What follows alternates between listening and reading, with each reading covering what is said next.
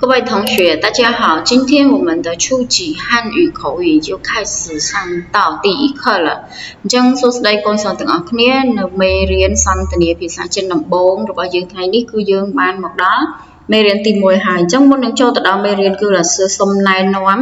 ទៅទាំងអស់គ្នាចំពោះសភៅណាលោកសើមានសភៅពុម្ពតម្លៃត្រឹមតែ 15,000 រៀលទេកូនសិស្សអាចទិញសភៅនេះដើម្បីជាជំនួយដល់ការរៀនរបស់យើងណាអញ្ចឹងយើងក៏ចូលទៅកាន់មេរៀនរបស់យើងហើយសូមកូនសិស្សទាំងអស់គ្នាជួយចុច follow subscribe លោកសើមួយផងណាដើម្បីជាការលើកទឹកចិត្តលោកសើ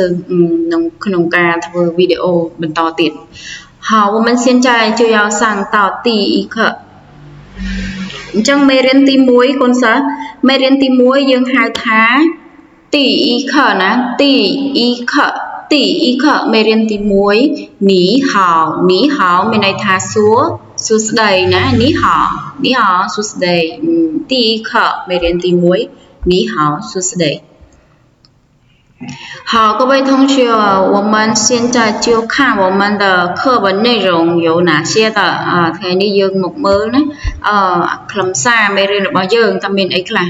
តើទី1មានពាក្យថា我គឺខ្ញុំណា我ខ្ញុំ你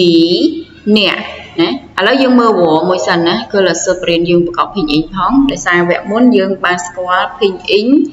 ស្គាល់ une mou សង mou ស្គាល់ការលើកដាក់សំឡេងអញ្ចឹងឥឡូវនេះយើងមកប្រកប 拼音 បណ្ដារៀនភាសាចិនរៀនអក្សរចិនបណ្ដាណាហើយអញ្ចឹងយើងមើលណា我យើងបានអក្សរ u o សលេងទី3我我好我គឺខ្ញុំណា我ខ្ញុំពាក្យទី2យើងបានពាក្យថានីអ្នកអញ្ចឹងយើងមើលណអ៊ីសលេងទី3ណអ៊ីនីណអ៊ីនីអ្នកពាក្យទី3យើងបានពាក្យថាហ្នឹងគឺគាត់ណាគាត់នេះនាងចាកន្លែងនេះយើងបកប្រែថានាងគឺជនទី3តែគាត់ជាមនុស្សស្រីអញ្ចឹងយើងមើលពីអ៊ីងធថានាងហើយពាក្យទី4យើងបានពាក្យថាដែរប៉ុន្តែថានេះគឺគាត់ណាសំដៅទៅលើជនទី3បុគ្គលទី3ដែលជាមនុស្សប្រុសអញ្ចឹងយើងមើលអានថាដូចគ្នាណាប៉ុន្តែពីរនេះគឺអក្សរខុសគ្នា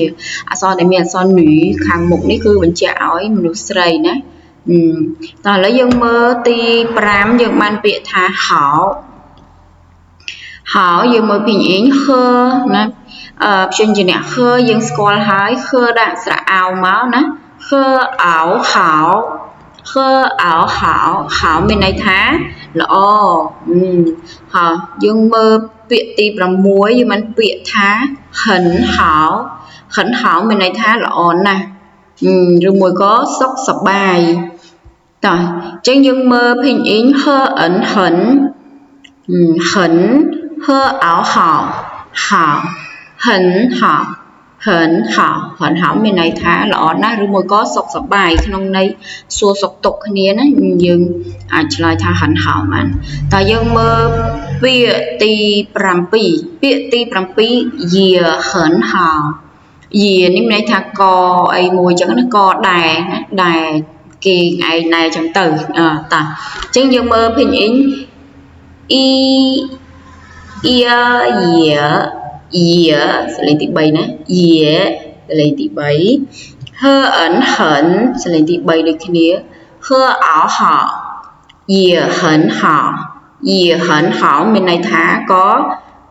ល្អណាស់ណាឬមួយក៏សុខសប្បាយដែរ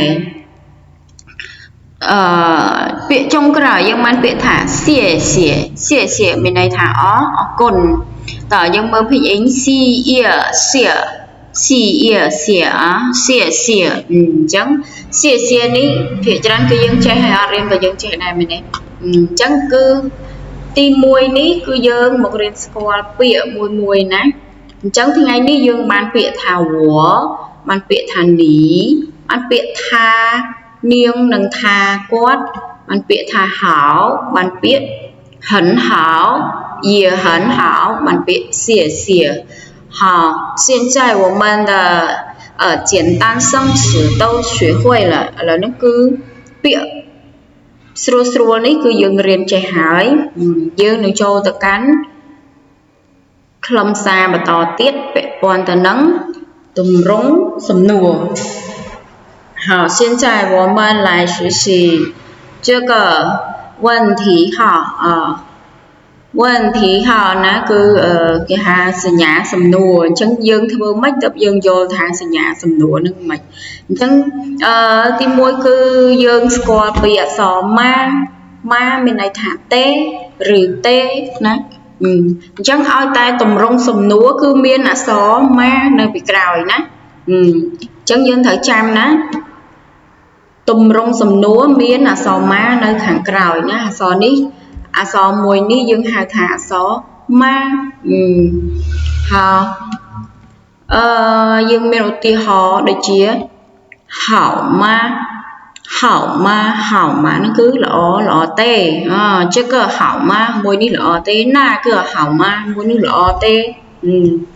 គឺទម្រង់សំណួរទេហ្នឹងគឺត្រូវតែមានម៉ានៅកន្ទុយណាបន្ទាប់មកទៀតមានពាក្យថានីហៅម៉ាគេសួរថាអ្នកសុខសប្បាយទេនីហៅម៉ាអ្នកសុខសប្បាយទេថាហៅម៉ាគាត់សុខសប្បាយទេអញ្ចឹងទម្រង់សំណួរនេះគឺខ្លីៗងាយយល់ទេដល់សួរគាត់ថាមិនពិបាករៀនឥឡូវនេះគឺពាក្យយើងចេះហើយទម្រង់សំណួរក៏យើងចេះហើយអញ្ចឹងយើងមកផ្នែកទី3នៃខ្លឹមសារមេរៀនរបស់យើងគឺ造句和对话គឺយើងមករៀនបង្កើតប្រយោគនិងសន្ទនាយកតែម្ដងតោះអញ្ចឹងយើងបានក្មេងប្រុសមួយក្មេងស្រីមួយគាត់និយាយគ្នាណាអញ្ចឹងពាក្យទី1ដែលគាត់និយាយគ្នាគាត់និយាយថាម៉េចនិយាយថានីហៅមានន័យថាសួស្ដីអញ្ចឹងខាងបុរសនេះគាត់និយាយថានីហៅខាងនារីក៏គាត់ឆ្លើយមកវិញថានីហៅសួស្ដីដូចគ្នាណាហើយខាងបុរសក៏គាត់ថាទៀតនីហៅម៉ាតើអ្នកសុខសប្បាយទេនេះគឺជាម៉ាទម្រង់សំណួរណាហើយខាងនារីក៏ឆ្លើយថា我很好你呢ខ្ញុំសុខសប្បាយណាស់ចុះអ្នកវិញឲ្យតែយើងចង់សួរបកទៅគេវិញយើងអាចប្រើពាក្យនីណាចុះអ្នកវិញចាចុងក្រោយគេខាងបរោះនេះគេឆ្លើយថា我也很好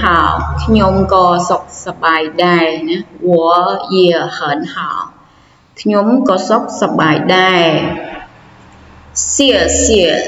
谢អរគុណ好现在老师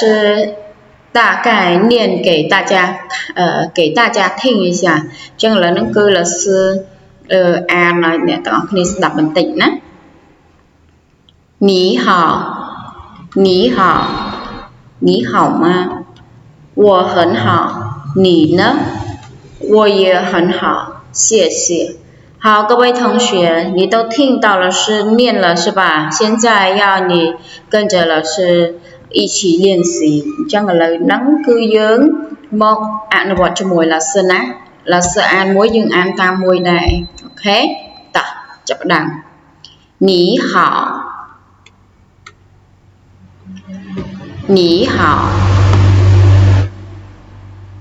你好吗我很好你呢我也很好谢谢好你读得很好好谢谢你好现在我们的第一课要结束了大家要做作业了ឥឡូវនេះមេរៀនទី1របស់យើងគឺចប់ហើយអ្នកទាំងអស់គ្នាត្រូវធ្វើកិច្ចការផ្ទះ这个作业就是很简单的你要写字练习写字有你好吗我练习一下ចឹងមេរៀននេះកិច្ចការគឺនិយាយទេគឺយើងមកសរសេរណារៀនសរសេរអក្សរនេះអក្សរហអក្សរម៉ាស់អក្សរវ៉ាណាចឹងបើសិនជាយើងមានសភៅពុម្ពយើងសរសេរនៅក្នុងសភៅពុម្ពទៅសភៅពុម្ពមានតារាងអក្សរនេះស្រាប់បើយើងអត់មានសភៅពុម្ពទេយើងអាចសរសេរក្នុងសភៅnotebook របស់យើងបាន好，各位同学，我们就学习到这里，谢谢各位同学也